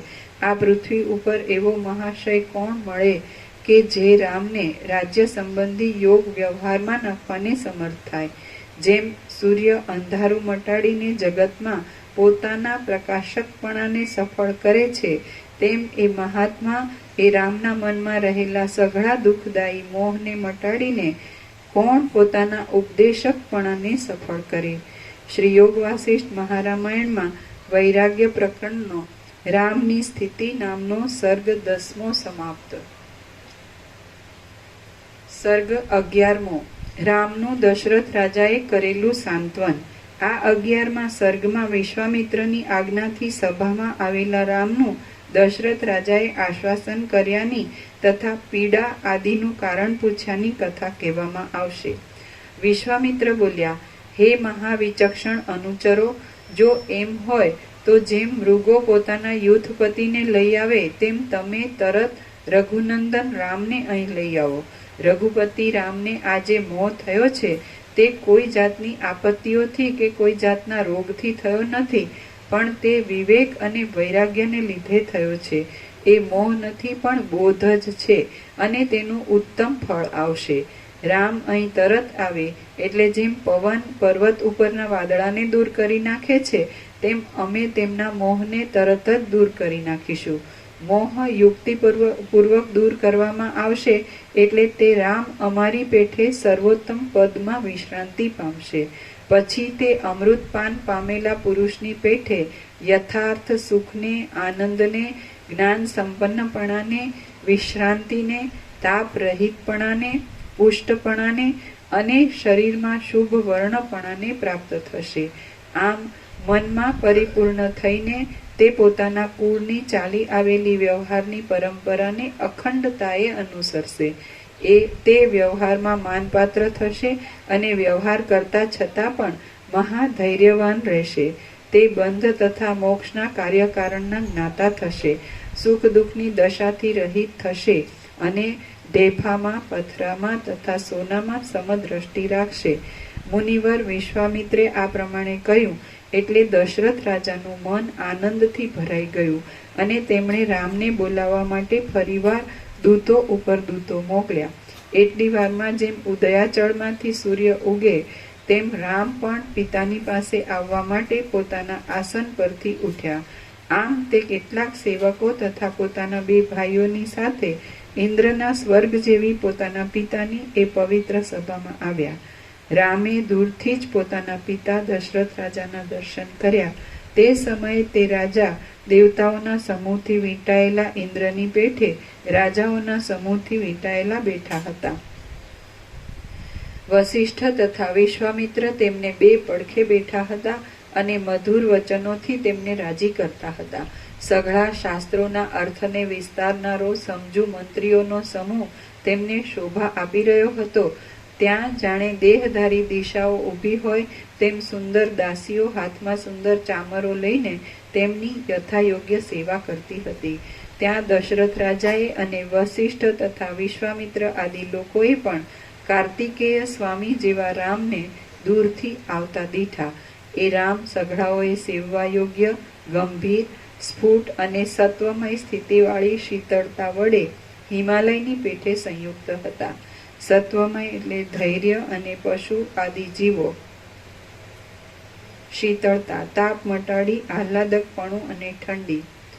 એ રામ સઘળાઓએ સેવવા યોગ્ય, ગંભીર, સ્ફુટ અને સત્વમય સ્થિતિવાળી શીતળતા વડે હિમાલયની પેઠે સંયુક્ત હતા.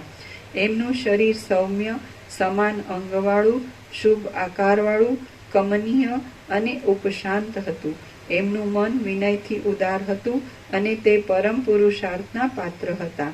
એમના અંગોમાં જુવાનીનો આરંભ થયો હતો અને વૃદ્ધ પુરુષની પેઠે તે ઉપશમથી શોભી રહ્યા હતા. તે ઉદ્વેગ રહિત હતા પણ તેમને પરમ આનંદ મળ્યો નહોતો. વૈરાગ્યને લીધે એમના મનોરથો ઘણું કરીને પૂર્ણ સ્થિતિમાં હતા. સંસારની સર્વ ગતિઓનો એમણે વિચાર કર્યો હતો અને પવિત્ર ગુણના એ નિવાસરૂપ હતા. જાણે સઘળા સદ્ગુણો કોઈ મહાશય પુરુષમાં રહેવાના એકમાત્ર લોભથી એમનામાં જ આવીને વસ્યા હતા. કોઈ રીતે ક્ષોભ નહીં પામતી વૃત્તિને લીધે એ પોતાના સર્વોત્તમ અંતઃકરણને ઉદાર, આર્ય અને ભરપૂર દેખાડતા હતા. એમણે પહેરેલા હાર અને વસ્ત્રો મંદ હાસ્યની ઝાંખીથી બહુ જ સ્વચ્છ લાગતા હતા. આવા અનેક ગુણોથી ભરેલા રઘુવર રામે ધરતીકંપથી ડોલી રહેલા મેરુ પર્વતના જેવી શોભાવાળા અને ચળકતા ચૂડામણીના સુંદર કિરણોવાળા પોતાના મસ્તક વડે દૂરથી જ પ્રણામ કર્યા. હજી તો મુનિન્દ્ર વિશ્વામિત્ર રામને વિશે બોલતા જ હતા તેટલી વારમાં કમળ સરખા નેત્રવાળા રામ પિતાના ચરણમાં પ્રણામ કરવા સારું પોતે જ આવી પહોંચ્યા. ઉદાર ચિત્ત રામ પ્રથમ પિતાને, પછી માન્ય પુરુષોએ સન્માનેલા 2 મુનિઓને, પછી બીજા બ્રાહ્મણોને, પછી બંધુઓને અને તે પછી ગુરુ લોકોને પગે લાગ્યા. ત્યારે રાજા લોકોએ એમને એકાએક પ્રણામો કર્યા. તે એમણે ક્યારેક દ્રષ્ટિથી, ક્યારેક જરાક નમાવેલા મસ્તકથી, તો ક્યારેક વાણીથી સ્વીકાર્યા. પછી દેવ જેવા સોહામણા અને લાભ તથા અલાભમાં મનની સમાન સ્થિતિવાળા એ રામને બંને મુનિઓએ આશીર્વાદ આપ્યા અને તે પછી તે પોતાના પવિત્ર પિતાની સમીપ ગયા. આમ રામ પિતાના ચરણમાં અભિવંદન કરવા લાગ્યા એટલે તરત જ દશરથ રાજે તેમનું માથું સૂંઘ્યું અને તેમને વારંવાર ચુંબન કર્યું. ગાઢ સ્નેહવાળા અને શત્રુ વીરોને હણનારા એ રાજાએ એ જ પ્રમાણે લક્ષ્મણ તથા શત્રુઘ્નને આલિંગન કર્યું અને રાજહંસ જેમ બે કમળોને ચુંબન કરે તેમ તેમણે તેમના મુખોને ચુંબન કર્યા. હે પુત્ર, મારા ખોળામાં બેસો, એમ દશરથ રાજા બોલે તેટલી વારમાં તો સેવકે પૃથ્વી પર પાથરેલા એક વસ્ત્ર ઉપર રામ બેસી ગયા. પછી દશરથ રાજાએ તેમને નીચે પ્રમાણે વચન કહ્યા. રાજા બોલ્યા, હે પુત્ર, તું વિવેકી છે અને વળી અનેક શુભ ગુણોના પાત્રરૂપ છે. માટે તારે મૂર્ખની પેઠે શિથિલ બુદ્ધિથી તારા આત્માને ખેદને સ્વાધીન કરવો ન જોઈએ. તારા જેવાએ તો વૃદ્ધો, વિપ્રો અને ગુરુઓનું કહેલું કરવું જોઈએ. પુણ્યપદ એમ જ સાંપડે છે અને મૂંઝાયા કરવાથી તે મળતું જ નથી. હે પુત્ર, જ્યાં સુધી મોહને પ્રસરવાનો અવકાશ આપવામાં આવે નહીં ત્યાં સુધી જ આપત્તિઓ દૂર રહે અને કદાચ પાસે આવે છે તો પોતાનું કામ કરી શકતી નથી. વસિષ્ઠ બોલ્યા, હે રાજકુમાર, હે મહાબાહુ, તમે શુરા છો અને ભારે દુઃખદાયી તથા મુશ્કેલીથી જીતી શકાય એવા વિષયરૂપી શત્રુઓને પણ તમે જીતી લીધા છે. તો પછી અજ્ઞાનીઓને જ યોગ્ય એવા આ અનેક તરંગોથી ભરેલા અને ભારે જડતાવાળા, ઠંડી અને આવરણવાળા મોહરૂપી સમુદ્રમાં તમે કેમ અવિવેકીની જેમ ડૂબકા ખાઓ છો? વિશ્વામિત્ર બોલ્યા, હે રામ, હે ચલાયમાન નીલ કમળોના સમૂહ સરખા નેત્રવાળા, તમારા ચિત્તની ચપળતા છોડી દઈને તમે કહો કે તમે શા કારણથી મૂંઝાઓ છો. જેમ ઉંદરો ઘરને બગાડી નાખે છે તેમ ચિંતા તમારા મનને બગાડી નાખશે. તો તમને એ ચિંતાઓ કયા કારણથી થઈ છે? કયો મનોરથ સિદ્ધ થાય તો તે ચિંતા દૂર થાય એમ છે? તે કેટલીક છે? તે કેવી છે અને ક્યાં રહી છે? જેને કષ્ટ પડ્યું હોય અથવા જે દરિદ્ર હોય તેને ચિંતાઓ થવાનો સંભવ છે, પણ હું ધારું છું કે તે ચિંતાઓ તમને પ્રાપ્ત થવી સંભવિત નથી. તમારા પિતાના પ્રભાવને લીધે જ તમારી વિપત્તિઓ દૂર થઈ જાય એમ છે, એટલે તેમનો પ્રતિકાર કરવાનું તમારી માથે આવે એમ નથી. એટલું જ નહીં, પણ તમે સર્વ પ્રકારના સૌભાગ્યથી પૂર્ણ છો, માટે તમારી પાસેથી તે પોતાની મેળે દૂર રહેવી જોઈએ. હે નિષ્પાપ, તમારા મનમાં જે અભિપ્રાય હોય તે તમે ઝટ કહો. તમને જે જોઈતું હશે તે સઘળું મળશે, એટલે ચિંતાઓ ફરીવાર તમારા મનનું ભેદન કરશે નહીં. બુદ્ધિમાન વિશ્વામિત્રે આ પ્રમાણે યોગ્ય વસ્તુનો પ્રકાશ પાડનારા તાત્પર્યવાળા વાક્યો કહ્યા એટલે તે સાંભળી રઘુવંશના કેતુ સમા રામે પોતાનું કાર્ય સિદ્ધ થવાનું અનુમાન કર્યું. આ પ્રમાણે મોર જેમ મેઘની ગર્જના સાંભળીને વરસાદ પડવાનું અનુમાન કરે છે અને ખેદને છોડી દે છે, તેમ એ રામે પણ પોતાનો ખેદ છોડી દીધો.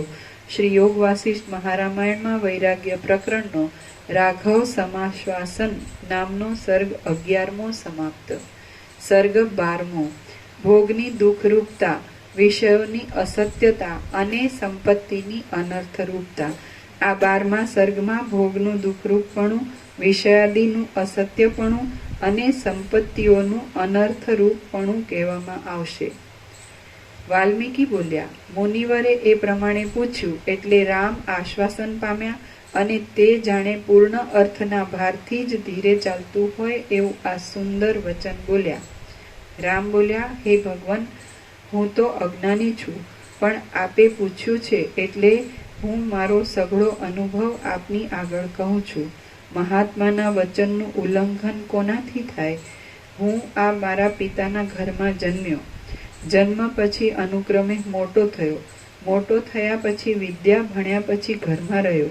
પછી હે મુનિનાયક, ઘરમાં રહ્યા પછી સદાચારમાં તત્પર થઈ હું તીર્થયાત્રા કરવા સારું સમુદ્ર પર્યંત પૃથ્વીમાં ફર્યો.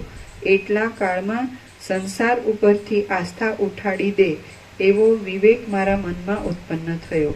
મારું મન વિવેકથી વ્યાપી ગયું એટલે પછી ભોગમાં રાગ વગરની થયેલી બુદ્ધિથી હું પોતે આ પ્રમાણે વિચાર કરવા લાગ્યો. અરે રે, આ સંસાર સંબંધી જે સુખ છે તે શું છે? કાંઈ નથી. આ સંસારના વિસ્તારમાં લોકો મરવા માટે જ જન્મે છે અને જન્મવા માટે જ મરે છે. આ સ્થાવર જંગમ રૂપ જે ભોગો છે તે બધા અસ્થિર છે, મોટી આપદારૂપ છે, પાપરૂપ છે અને વૈભવ હોય ત્યાં સુધી જ રહેનારા છે. એ પદાર્થો લોઢાની સળીઓ પેઠે પરસ્પર સંબંધ વગરના છે તો પણ કેવળ પોતાના મનની કલ્પનાથી તેઓનો સંબંધ કરવામાં આવે છે. આ સઘળું વિસ્તીર્ણ જગત પણ મનને અધીન જ જોવામાં આવે છે. મન જેવી કલ્પના કરે તેવું પ્રતીત થનારું આ સઘળું વિસ્તીર્ણ જગત પણ મનને અધીન જ જોવામાં આવે છે અને તે મન ખોટું હોય એમ જણાય છે. આમ છતાં આપણે શા માટે મોહ પામીએ છીએ? અરે, આ કષ્ટની વાત છે કે જેમ વનમાં મૂઢ મૃગલાઓ ઝાંઝવાના ખોટા જળથી ઘણે દૂર સુધી ખેંચાય છે તેમ આપણે હૈયા ફૂટા પણ આ સંસારમાં ખોટા વિષયોથી ખેંચાઈએ છીએ. આપણને કોઈએ વેચ્યા નથી તે છતાં આપણે વેચાયા જેવા થઈને રહ્યા છીએ અને આ કાંઈ ઇન્દ્રજાળ જેવું છે એમ જાણતા છતાં પણ આપણે સઘળા મૂઢ બની રહ્યા છીએ. આ પ્રમાણે પ્રપંચોમાં શો સાર છે? બાકી આ તો આપણે બંધાયા છીએ એમ અમસ્તા જ મોહથી માની બેઠા છીએ. ભોગો તો એવા જ અભાગ્યા છે, તેમણે આપણને બંધન છે એમ મનાવી દીધું છે. અહો, આ તો ઘણે કાળે જાણવામાં આવ્યું કે મૂઢ મૃગલાઓ જેમ ખાડામાં પડે છે તેમ આપણે પણ નિરર્થક જ મોહરૂપી ખાડામાં પડ્યા છીએ. હું કોણ છું? આ દ્રશ્ય પદાર્થો શી વસ્તુ છે?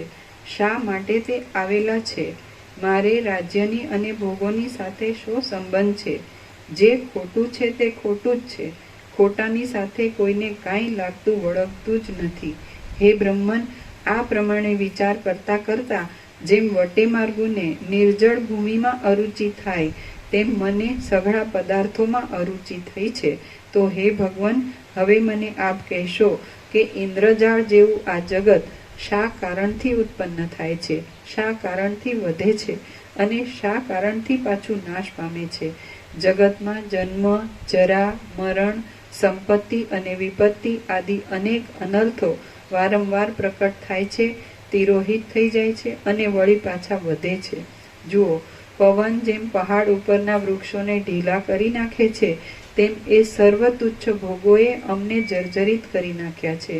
જેમ પોલા વાંસ પવનથી બોલ્યા કરે છે તેમ મનુષ્યો પ્રાણ નામના વાયુઓથી બોલ્યા કરે છે.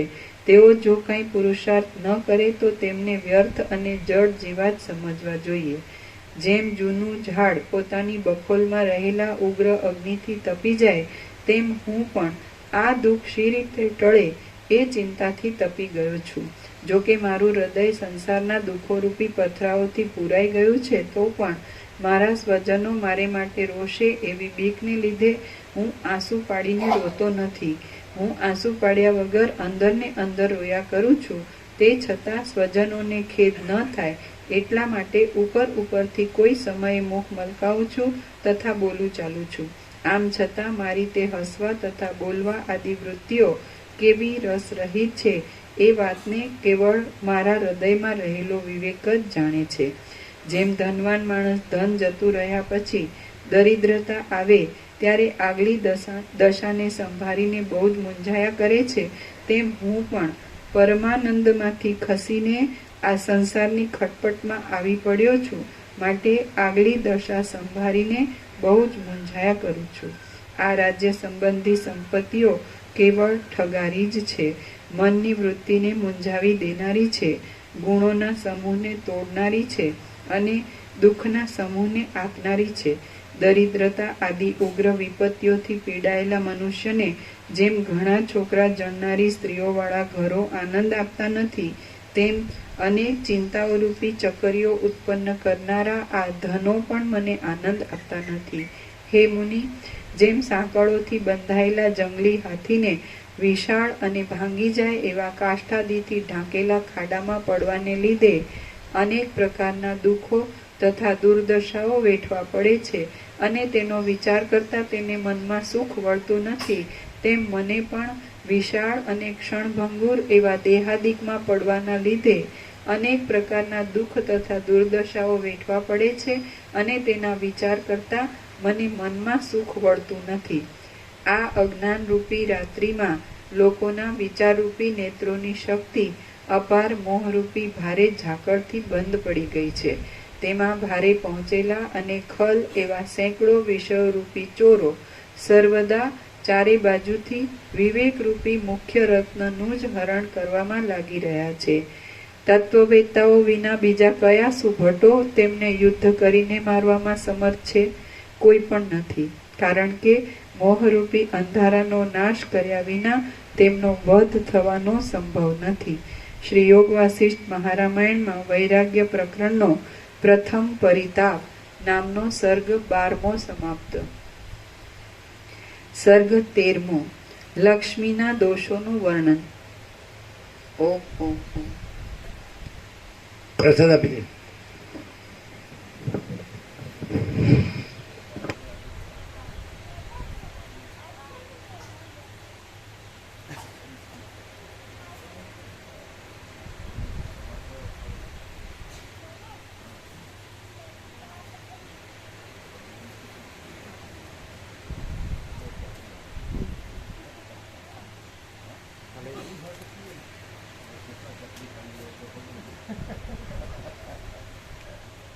आठ ने 9 ने 8 17 परम प्रजाकाश परम ज्योति अखंड ज्योति.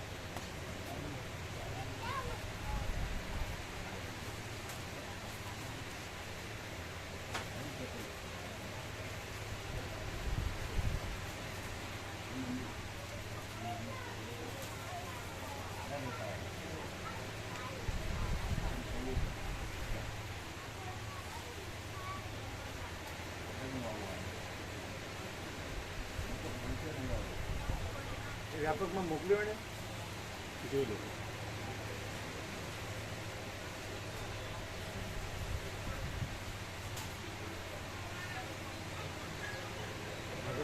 આ તો વધારે 200 થશે એવું લાગશે. 200 વધારે થશે. કેટલા આયા? ના એ નહીં, આમાં આવ્યા ને મોકલું ખુલ્લું કરી મોકલું. સૌરાષ્ટ્ર દર્શનમાં ત્યારના ત્યારે 6 બસ હતી, એમાંય મોટી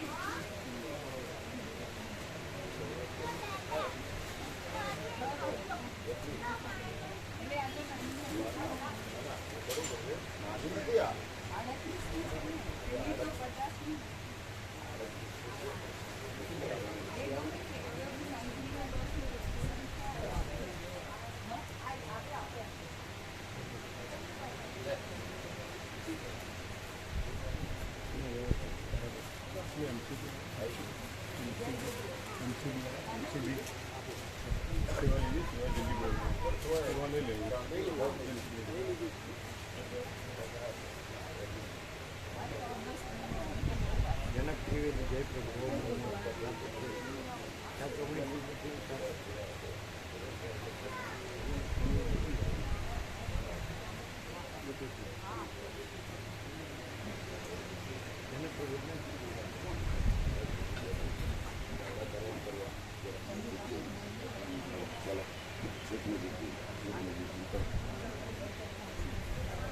ब्रह्म कृपा ही केवलम जय प्रभु आनंद मंगल.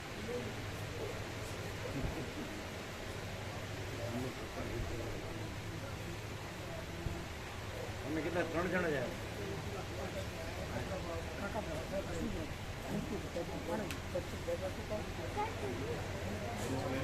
બ્રહ્મ કૃપા ही केवलम ભગવાનના કુટીરને દર્શન કરો. લઈ જાઓ. કેટલા પાડ્યા બધાને લઈ જાઓ. પૂજા ગરીબ લોકો તો ગયા હશે ને પહેલા. તમે કૃષ્ણ દર્શન કર્યા? ના બાકી છે. હાલ બ્રહ્મ જઈએ. કૃપા ही केवलम પ્રભુ બતા. જય પ્રભુ. નામ છે વરના. બધા બધા. અત્યારે સવારની. આ સવાલ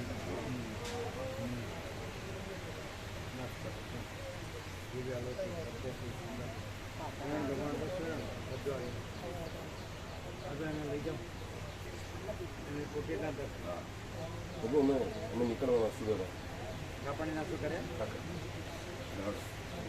હજુ તો સુરત કેટલા કલાક સુરત 5.5 કલાક થાય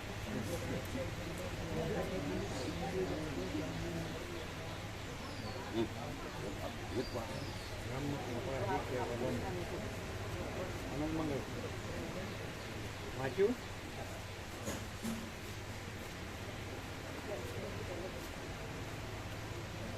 છ દિવસમાં મહાન તીર્થો છે બધા મહાન તીર્થો આખું વાંચ્યું ને આવી ગયું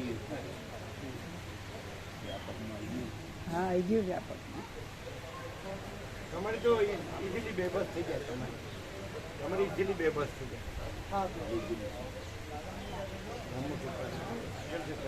સારી સારી હા આજે તો ગૌતમ પ્રભુએ સર્ટિફિકેટ આપી દીધું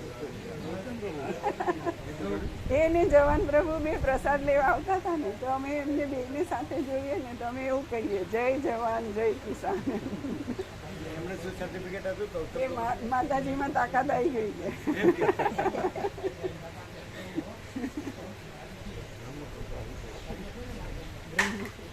સરળ છે બે સંપૂર્ણ ભગવાનના માણસ સેવા ફૂલ કરે ત્રણે સરળ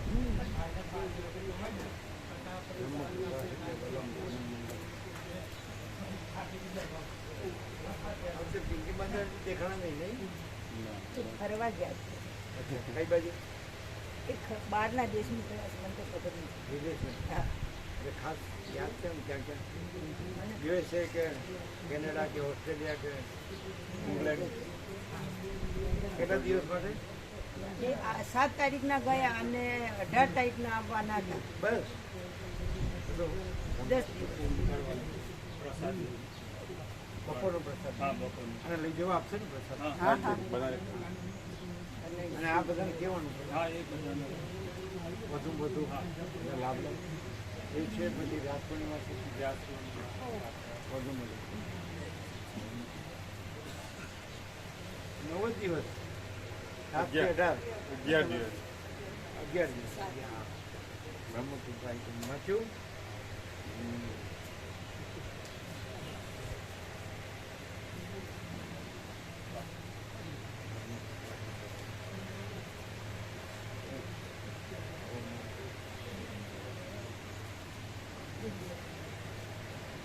તો વધારે નહીં હશે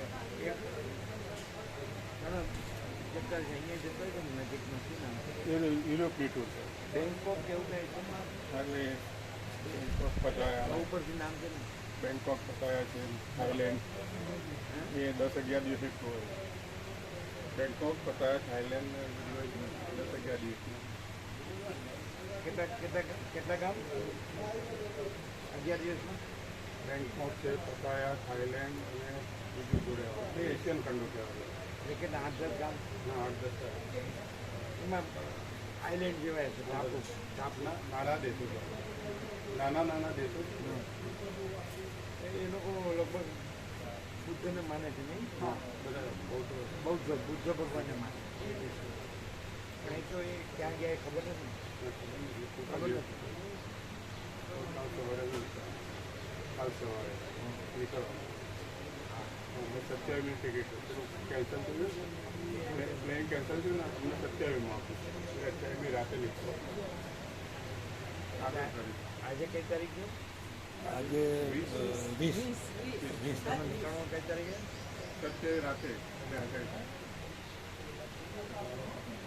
અમે બધું કાલે સવારે નીકળી બધું આધાર કાર્ડ ખરું પેલું લિસ્ટેડ ત્યાં બધું બેંકમાં ખાતું બન્યું બેંકમાં નામ પાન કાર્ડ ને બંનેનું સરખું હોવું જોઈએ કેવાયસી કરવાનું કેવાયસી કરે હા એમાં કેવાયસી એટલે નુકસાન થાય ના એટલે એ વિધિ કરવાની હોય ખાલી એટલે ફરી નવેસરથી કરવાની મોડા પડ્યા હશો તમે આપવામાં એને માગ્યું ત્યારે કેવાયસી એટલે થઈ જાય ને થઈ જાય પેપર્સ આપીને આવે ને. જવાનું ત્યાં આગળ ફોટો ને બધું કાઢે વાંધો ના ના થઈ જાય નુકસાન નહીં પણ ત્યાં સુધી આ બંધ. સ્થગિત રાખે સ્થગિત વાપરવાનું. રાખે. લેવડ દેવડ ના કરીએ. થઈ જાય એ રૂબરૂ જવું પડે. રૂબરૂ જવું પડે. એટલે ખાલી જઈને થોડું પતી જાય એટલે પછી સેવા બધાની આવી ગઈ. સેવા આવી ગઈ અત્યારે બેનની બાકી છે. અત્યારે આનંદ પ્રભુ લાયા 21 રૂપિયાની 22,720 નોંધીતું કરી દીધું. હવે રમણ પ્રભુ જાય છે તમે જાઓ છો એટલે હવે અમે તો આવી જવાનું પતી જાય ને આ રીતે સુધારવાનું અને પછી ચિન્નુ પ્રભુ છે તો અમે તમે રહેશો ને હા એટલે એક્ઝેક્ટ રહેશો. પ્રભુ કાલે મૂકા પ્રભુનો ફોન હતો કે 20 દિવસથી ઉત્તર કાશી છે અને એમણે સાંભળ્યું હશે કે પ્રભુ અમને યાદ કરતા હતા કે ક્યાં છુપાઈ ગયા છે એમ. તો અમે ઉત્તર કાશી છીએ. પ્રભુને પ્રણામ કહેજો. 17મીના પ્રણામ અને રેગ્યુલર પ્રણામ પણ.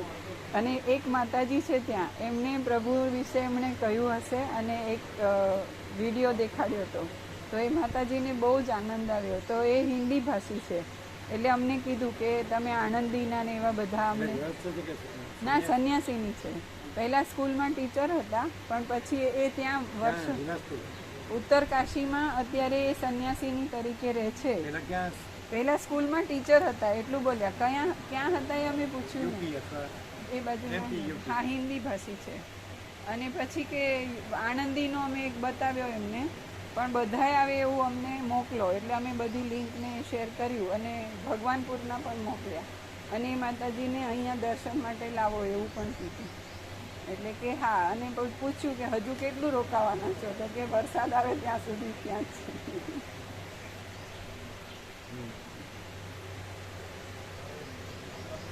ફોટો આવ્યો છે ને કોનો માતાજીનું ના એટલે એમને ફોન પર પૂછ્યું કે આ લિંક કેવી રીતે આપી એટલે મોકલ્યું બધું વિડીયો આપણા આણંદીના બંને 2015 2017 અને ભગવાનપુરના બધા જ 36મો રાઉન્ડ 37મો રાઉન્ડ.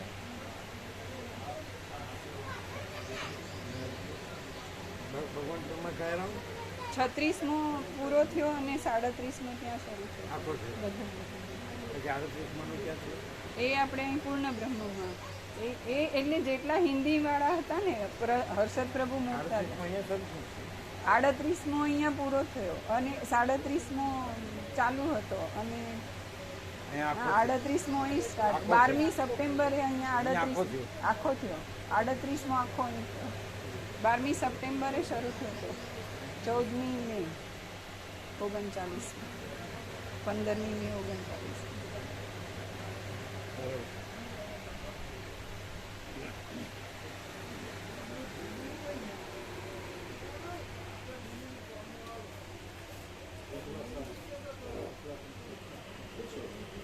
આ નંદિની માતાજી કાલે કહેતા હતા પ્રભુ કે પ્રભુ માટે સબ્જી હું બનાવું.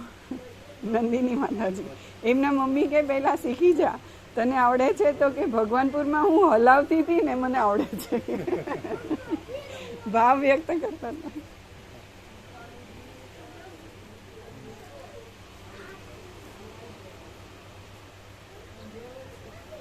આનંદપૂર્ણ એરપોર્ટ નીકળી ગયા ને હા નીકળ્યા. નીકળી ગયા.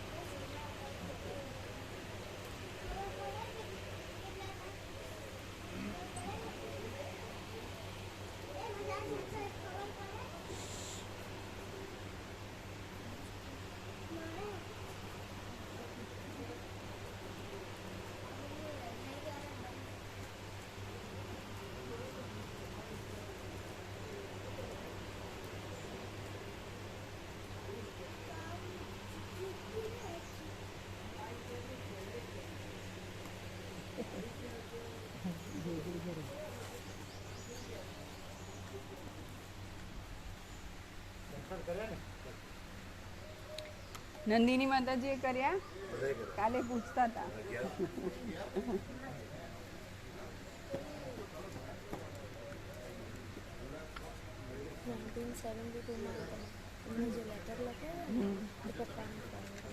હા કરી દો.